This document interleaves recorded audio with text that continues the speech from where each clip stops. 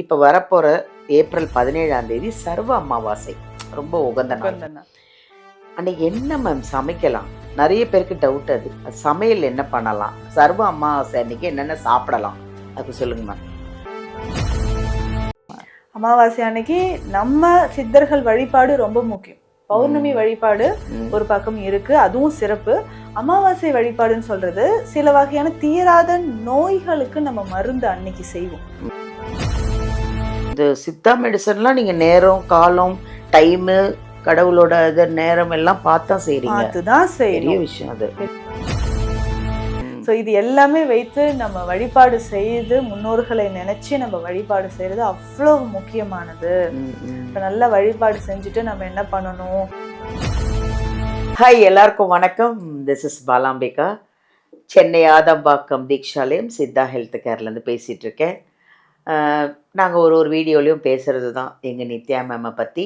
நிறைய கமெண்ட்ஸு, நிறைய அவங்க என்னென்ன சிறப்புகள் பண்ணிகிட்ருக்காங்க, நிறைய பேரை நிறைய பேஷண்ட்டை குணமாக்குறாங்க அப்படின்றதெல்லாம் அந்த கமெண்ட்டில் எங்களுக்கு கேட்கும்போது அவ்வளோ சந்தோஷமாக இருக்குது.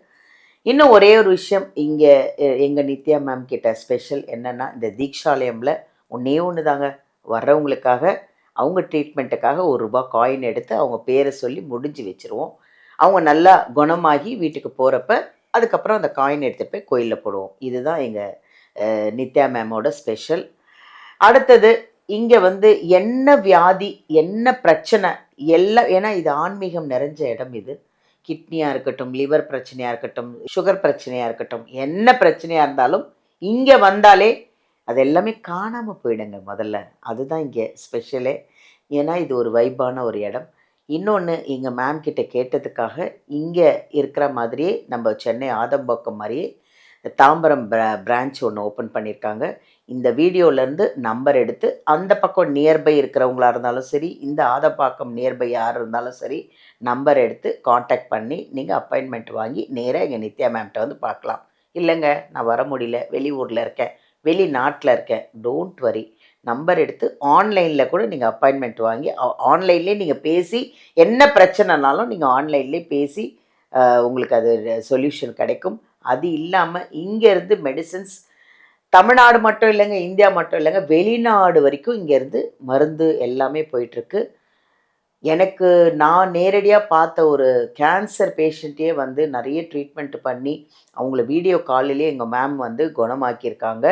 குணமாக்கிட்டே வந்துக்கிட்டே இருக்காங்க. இன்னும் நல்லா க்யூர் ஆகிடுவாங்க. அப்படி ஒரு சந்தோஷத்தோடு உங்கள்கிட்ட நிறைய விஷயம் நாங்கள் பகிர்ந்துட்டுருக்கோம். வணக்கம் மேம். வணக்கம் மேம், எப்படி இருக்கீங்க? நல்லா இருக்கேன் மேம், ரொம்ப நல்லா இருக்கேன். இப்போ தான் நான் அன்னைக்கு பார்த்த பேஷண்ட்டு இன்றைக்கி தான் கிளம்புறாரு. நான் வரும்போது நின்றுட்டு இருந்தாரு. ஐயா எப்படி ஐயா இருக்கீங்க? நல்லா இருக்கேன், பேஷா இருக்கேன், சூப்பராக இருக்கேன், நித்யாவை பார்த்துட்டு இப்போ தான் கிளம்புனேன்னு சொன்னார். அதே சந்தோஷத்தோடு தான் நான் உள்ளே உட்காந்தேன்.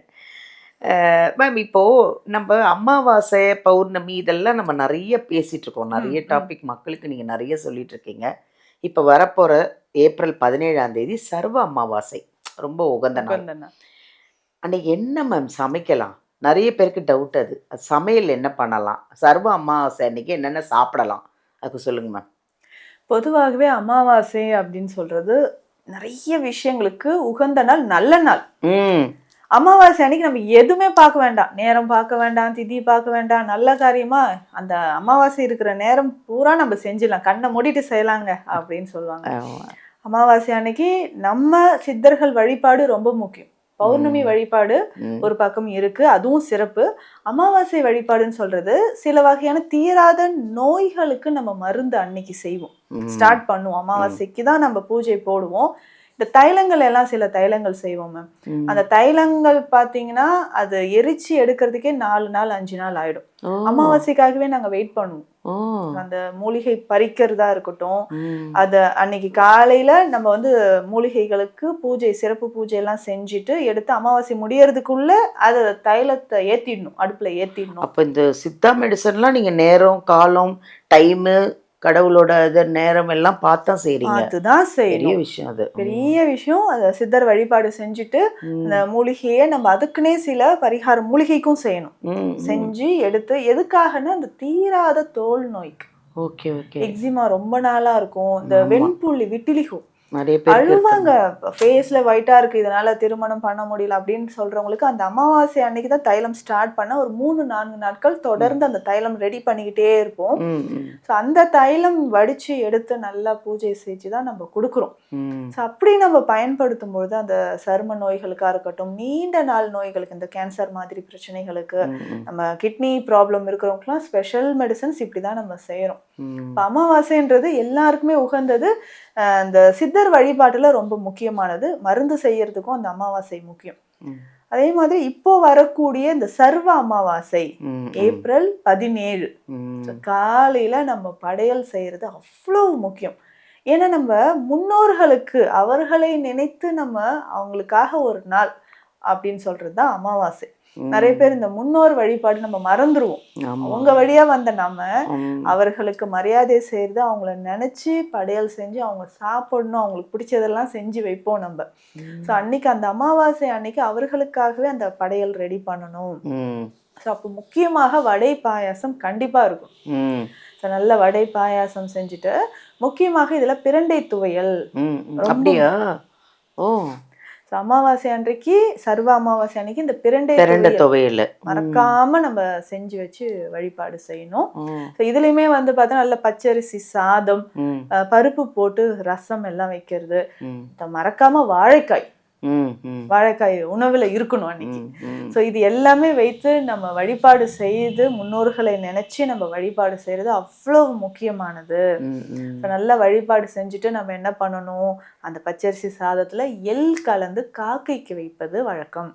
ஏன்னா நம்ம முன்னோர்கள் இந்த காக்கை ரூபத்துல வந்து அந்த உணவை எடுத்துப்பாங்க. ஸோ நமக்கு ஏதாவது தோஷம் இருக்குன்னு வச்சுக்கோங்களேன். சிலர் வந்து ரொம்ப நாளா இந்த அமாவாசையை மறந்துருப்பாங்க, முன்னோர்கள் வழிபாடு முறை மறந்துருப்பாங்க. ஸோ அவர்கள் எல்லாமே இந்த சர்வ அமாவாசை நம்ம தவறாமல் செய்யும்போது இப்போ சில காரியங்கள் தடை இருந்துகிட்டே இருக்கும். என்னன்னே தெரியலையே, இது தடை இருந்துகிட்டே இருக்கே அப்படின்னு சொல்லும்போது இந்த முன்னோர்களை நம்ம மறந்துருப்போம். ஸோ முன்னோர் வழிபாடு ரொம்ப ரொம்ப முக்கியம். அவங்க வம்சாவழியில வந்த நமக்கு கடவுள் மாதிரி, கடவுள் தான் அவங்க நமக்கு. ஆமா, உண்மைதான். அடுத்த ஜெனரேஷன் நல்லா இருக்கணும்னா அவங்களோட ஆசீர்வாதம் நமக்கு வேண்டும். அதனால தவறாம அமாவாசை அன்னைக்கு காக்கைக்கு நம்ம சாதம், எள் கலந்த சாதம் வைக்கிறது ரொம்ப முக்கியம்.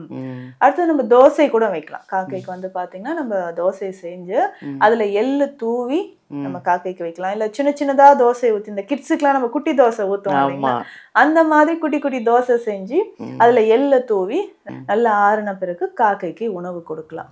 இது செய்யும் போது காக்கை அதை சாப்பிடும் போது நம்மளுடைய தோஷங்கள் நீக்கப்படுது, முன்னோர்களோட ஆசீர்வாதம் நமக்கு கிடைக்கும். அதனால ஒவ்வொரு அமாவாசையுமே பூமியில நிறைய மாற்றங்கள் நடக்கும். நம்ம உடல்லையும் அந்த மாற்றம் நடக்கும்.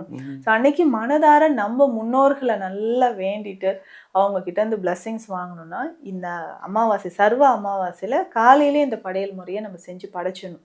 படைச்சிட்டு அவர்களை நினைச்சு அந்த உணவை நம்ம சாப்பிடும்போது முன்னோர்களோட ஆசீர்வாதம் நமக்கு முழுதாக கிடைக்கும். அதனால யாரும் தவற விடாதீங்க. காலையிலேயே இந்த வழிபாட்டு முறையை செஞ்சு நம்ம முன்னோர்களோட ஆசீர்வாதம் நம்ம பெறுவது ரொம்ப நல்லது. Thank you ma'am. ஆனால் இன்னைக்கு ஸ்பெஷலாக ஒன்று கேட்டேன், பிரண்டை துவையல். ஆமாம் மேம். சர்வ அமாவாசை அன்னைக்கு பிரண்டை துவையல் யாருக்கும் தெரியாது, அது அவங்க இன்னைக்கு தெரிஞ்சிருப்பாங்க. Thank you ma'am. சர்வ அமாவாசை அன்னைக்கு நல்ல அழகாக வடை பாயாசத்தோட வாழைக்காய் பொரியல், சாம்பார், ரசம், கூட்டு, பொரியல், வடை, பாயாசம் எல்லாம் பண்ணி சிறப்பாக நம்ம முன்னோர்களுக்கு, நம்ம அம்மா, அப்பா, மாமனார், மாமியார் இவங்களுக்கு எல்லாமே ஒரு படையல் மாதிரி வச்சு காக்காய்க்கு ஒரு எள்ளு சாதம், தோசையிலே கூட எள்ளு போட்டு வைக்கலாம்னு சொல்கிறாங்க. சிறப்பாக சூப்பராக. அதை விட சிறப்பு இன்றைக்கி அவங்க சொன்ன ஒரே ஒரு முக்கியமான விஷயம் பிரண்டை துவையல் சொன்னாங்க. இது யாரும் சொன்னதில்லை. ஏன்னா நானும் அதான் செய்ய போகிறேன் இந்த சர்வ அமாவாசை அன்னைக்கு.